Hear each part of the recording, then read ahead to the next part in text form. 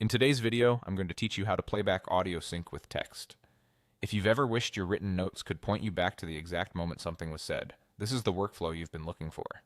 We'll use OneNote's built-in recording feature so your typed, written, or drawn notes are automatically anchored to the precise timestamp in the audio. That way, when you review later, OneNote can play the recording from the moment each note was created, keeping context and details crystal clear.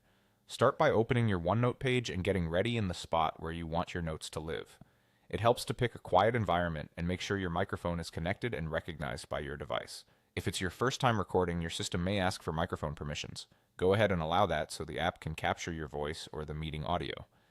Now go to the Insert tab at the top of OneNote and select Record Audio. As soon as you click it, OneNote begins capturing sound and drops an audio container onto your page so you can see that recording is in progress. While the recording runs, type, draw, or handwrite your notes right on the page. OneNote is quietly doing something powerful in the background. Every note you add is anchored to the exact moment in the audio timeline.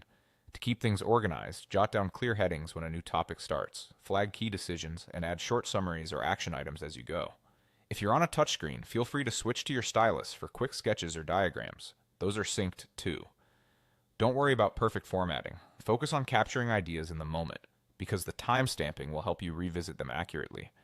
When you've captured what you need, head to the Audio Video tab that appears while recording and click Stop. OneNote finalizes the audio file right on your page. You'll notice an audio object is saved there, and your notes remain exactly where you wrote them.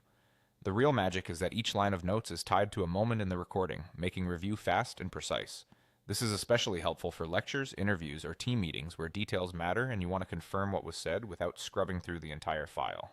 That's it.